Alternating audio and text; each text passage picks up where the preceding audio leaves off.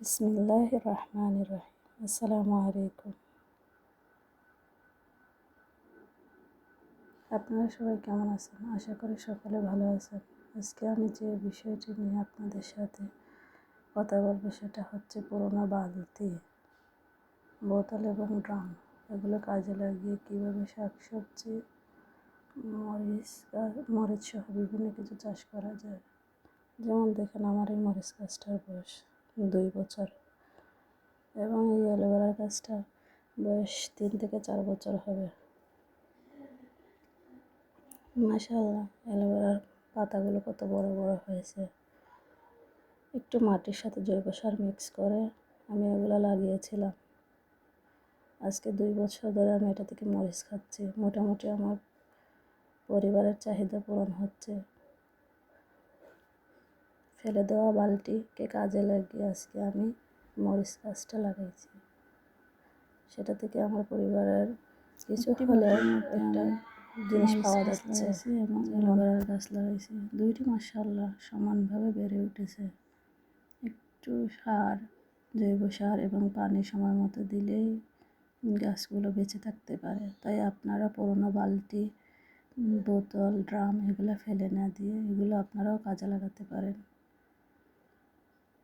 দেখতে যেরকম সুন্দর লাগে, আপনার চাহিদাও পূরণ করে। মাশাআল্লাহ, গাছেও মরিচ আসছে।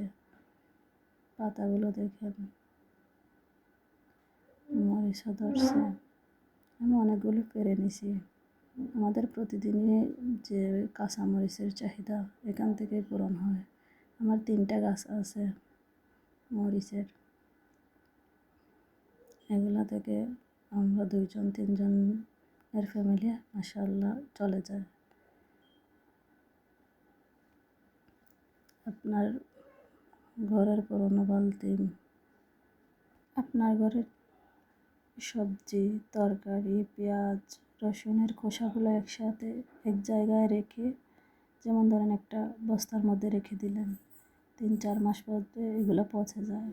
এটার সাথে একটুখানি মাটি মিক্স করে যে কোনো ধরনের একটি গাছ লাগিয়ে দিতে পারেন।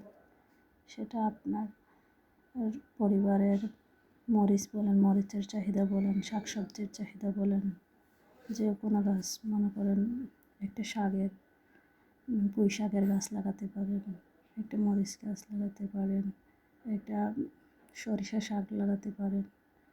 আপনার অনেক কাজে আসবে। তাই পুরোনো জিনিস ফেলে না দিয়ে এটাকে কাজে লাগান।